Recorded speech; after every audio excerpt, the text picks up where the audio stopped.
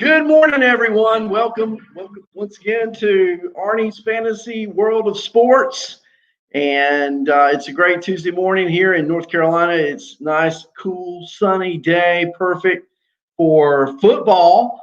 And last night we concluded the final game of Week 10 of the NFL schedule. The Vikings defeated the Bears, and that Bears offense is just, frankly, horrendous. Was not impressed with what I saw from the Bears at all on offense. Now, their defense shines. They've got a great run defense. Dalvin Cook was not the main culprit last night. Adam Thielen was with 2 touchdowns. So if you are an Adam Thielen owner, then certainly it was a great night to have him on your fantasy team. And this morning, we're going to spend a little bit of time looking at some potential ads for next week. And so here we go. Let's look at Miami. I want to look at the running back position with you first. Miami has a rookie, Salvon Ahmed. Ever heard of Salvon Ahmed before last week? Probably not. He had 84% of the Dolphins team rushing attempts in Week 10's win over the Chargers. Now, the Dolphins were 3-3 before Tua took over at quarterback, and since he took over, the Dolphins are now 6-3. They've gone undefeated, and this week they play at Denver. I don't really think in 2020 where you play is as significant as it's been before. In fact, several teams, the Raiders are a good example. They have a better road record than they do home record. And so Miami invades Denver at 4:05 on Sunday afternoon, and it looks to me like Salvon Ahmed is a healthy waiver wire ad this week. He rushed 21 times for 85 yards and a touchdown. Jordan Howard was inactive last Sunday for the Dolphins, a healthy scratch. This Sunday, Jordan Howard has been released by the Dolphins. That, to me, tells you the impact of Salvon Ahmed at this point in time. He also ran 15 pass routes as the only Miami back to log a pass route in the game against the Chargers on Sunday. Now, Matt Breida has been out, we know, for at least 2 weeks with a hamstring issue. And it looks to me like with the emergence, if you will, of Ahmed, there's no real rush for Breida to even come back. If you do have Breida, I don't think he's going to start. And I think at the maximum, he might take away just a few carries, but not much from Ahmed. So if you have Salvon Ahmed on your waiver wire, I think it's a great ad at the running back position, particularly when you consider that the running back position is the one that usually is the thinnest. A lot of wide receivers still out there on the waiver wire, whatever league you're in, not that many running backs. And in my Yahoo League, 14-team league, I picked up Ahmed Sunday. Our waiver wire is basically open, and you have 4 pickups a week. So I got him Sunday. Glad I did. And I'm going to plan to start him this week against Denver. Unless I hear that he is not starting for the Dolphins, then Ahmed will be in my starting lineup fantasy this coming week against the Denver Broncos, who, frankly, if you look at what they did with last week with the Raiders, remember Josh Jacobs went off last week. He scored 2 rushing touchdowns, gained over 120 yards rushing, caught 4 balls out of the backfield. And then trash time, you had Booker come in, Devontae Booker, the former Bronco. He rushed for 80 yards and had 2 rushing touchdowns himself. So all told, the Broncos gave up over 200 rushing yards to the Raider 2 running backs and 4 rushing touchdowns. And it looks to me like Ahmed is the king of the heap right now in Miami. And so I think if you can get him, he is a great start. Miami's on a roll. We talked about yesterday all the 6-3 teams in the AFC.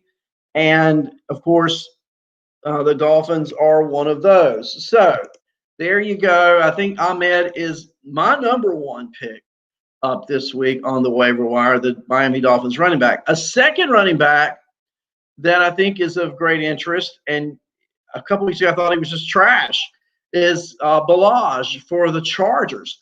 Kalen Balaj was on their practice squad, and we know that the Chargers have had injuries at running back starting early in the year when they lost their starter, then they lost their second string. I mean, it was one of those things. So Adam Gase, who is a big Kalen Balaj fan, calls him up from the practice squad. Last week, he had a great start. He was seventh among all running backs in the NFL in pass routes run. He ran 22 pass routes against the Dolphins. That ranked seventh week 10 amongst all running backs. He also rushed 18 times for 68 yards, caught 5 of 6 targets for 34 yards. He's probably the unlikeliest of workload backs that you would have, but he looks like right now he's locked in at number 1. Eckler is still out. Justin Jackson is on IL with a knee injury. So I look for Balaj to get more yardage this week. They play the Jets. That is just a great matchup for anyone. And so I'm planning on starting Kalen Balaj and Ahmed this week in my fantasy league. And if I do that, that means I'm taking James Conner and I'm putting him on the bench. Well, that's exactly what I'm going to do, unless my mind changes. James Conner has had primo matchups the last couple of weeks, guys. He was up against Dallas in week 9, and Dallas had one of the worst defensive in the league at the time. Look, he only got 3 fantasy points in my league that week. Last week, he's up against Cincinnati, another primo matchup for Conner, and he only gets 5.8 points. Now, they're playing Jacksonville this week. And if Connor's ever going to break out, it should be against the Jacksonville Jaguars. Following that, the Steelers in week 12 play Baltimore. That's a tough matchup, but just wait. Connor will probably have a good game against the Ravens. They finish up the schedule, fantasy schedule, Washington 13 week, week 14 at Buffalo, week 15 at Cincinnati, and week 16, they're home against Indianapolis. And Indianapolis has one of the top 3 rush defenses in all of the NFL.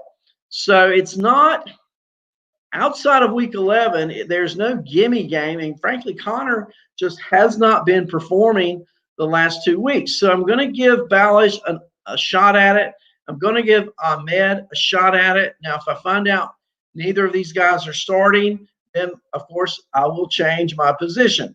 But that's where I'm at right now. How about the injury in New Orleans to Drew Brees? If you haven't heard, Drew Brees had MRI yesterday. He injured some ribs. He punctured a lung, out multiple weeks, it looks like. And so they're lying in wait is Jameis Winston, former Tampa Bay Buccaneer, who has been Jekyll and Hyde for us fantasy owners. But he's been more Dr. Hyde than Jekyll. Even in games where Winston may throw some interceptions due to the fact he can run the ball, due to the fact he passes for touchdowns, he still has been a fantasy asset over the years. So now he's going to get his chance. Remember last year, Brees went out for a little while. Teddy Bridgewater got the start. It rejuvenated his career. And so now with Brees out for at least 2 or 3 weeks, it looks like Jameis Winston will step in to the starting role there in New Orleans as their quarterback. I think it's a great setup for Winston. His weapons are back. He's got his wide receiver back. He's got Alvin Kamara back. He can drop down to. He can still run. I'm looking for some really good fantasy weeks coming up for Jameis Winston. Now, he starts off, you can't beat this, played against the Falcons, the worst ranked defense for quarterbacks in the NFL. So he's got the Winston, the best situation possible going into the week. And I'm just looking for some really good things coming out of New Orleans with Jameis Winston. So that's my quarterback pick of the week. Now, I got a couple of wide receivers I want to talk about for just a few minutes. And this was a little tougher, actually, because I don't want to give you 5 wide receivers. I don't give you wide receivers that everybody owns. I'm looking at 10% owned or less. And so I want to start in Indianapolis with rookie Michael Pittman Jr. Michael Pittman Jr. topped 100 yards receiving for the first time in his career last weekend. He had 7 catches for 101 yards in the Colts' Thursday night win last week over the Titans. Now, he played 87% of the snaps the week before that, and he caught 4 balls for 56 yards on 7 targets. Then he bettered that Thursday night against the Titans. His targets, his catches, his yards, they were all new season highs. And Pittman has now established himself as Indianapolis's go-to. He's an everyday wideout moving forward. He had a long gain of 40 yards on a fourth quarter catch and run. He also rushed one time for 21 yards. And over the last 2 weeks, Pittman has seen 15 targets. Look, over the upcoming schedule, look at their schedule coming up. I think Pittman is someone you can put in your lineup like right now. Okay, they play Green Bay in Wisconsin this coming Sunday at 1:25. After that, Tennessee. And I told you what he just did against Tennessee, catching 7 for over 100. At Houston, at the Raiders, home against Houston, at Pittsburgh. Pittsburgh's defense is really strong against the run, not so much against the pass. So I like Pittman now. I like him going down the stretch for later. I think he could be a huge add for you in your fantasy playoff run, which probably begins around week 14. And for that, that's a game against the Raiders. Now, another wide receiver, and again, I'm looking at wide receivers owned in less than 10% of leagues. So this is a little tough because last week that could have been Jacoby Myers. But now Jacoby Myers is owned in 48% of leagues. So let's look at Green Bay wide receiver Marquez Valdes-Scantling. Now, Valdes-Scantling is very inconsistent. But last week, 4 catches, 149 yards, and 1 touchdown. He caught 4 of 6 targets, and it was his new single-game career high in receiving yards. He simply outrun the cornerback Sidney Jones for the Jags on a 78-yard score. That was the longest play for Green Bay in the 2020 season, and it gave the Packers its first touchdown in the first quarter. It was also Scantling's 5th touchdown of 40 yards plus since the start of 2019. So he's Scantling's really one of these boomer bust players, isn't he?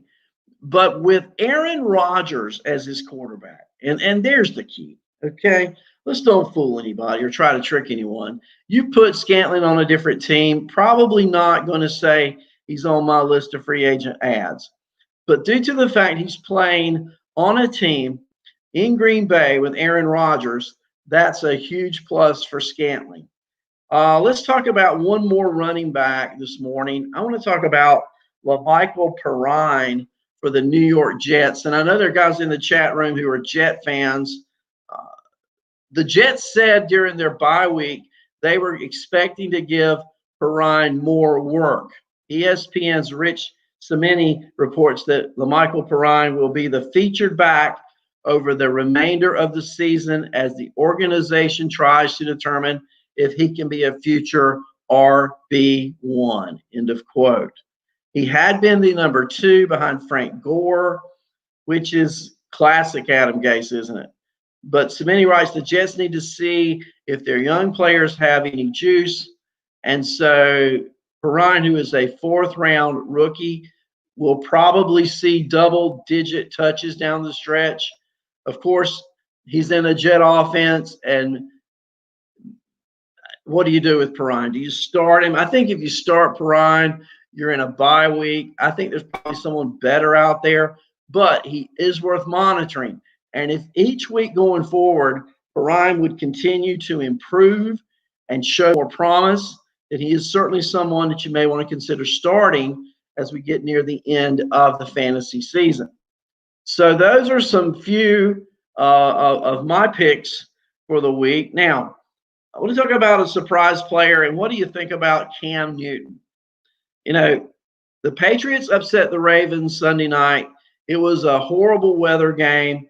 Newton did have 2 touchdowns. He completed 13 of 17 passes for 118 yards and a passing touchdown as well.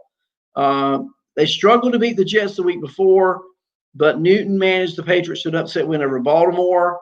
His passing touchdown was to Rex Burkhead. And look, it was only his, third one of the year. He completed 76% of his passes. What I'm getting at is it was a good week for Cam Newton. And if Newton can continue that, they go to Houston this week, not the toughest of defenses. So I look for Newton to continue his success and to supplant himself back as a QB1. Now, definitely near the bottom of the chart as a QB1, but I could see Cam Newton as a QB1 as we go through the remainder of this season.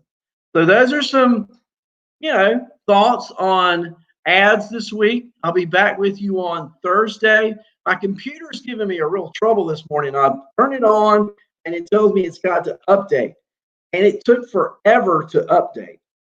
So hopefully everything is going well on your end this morning.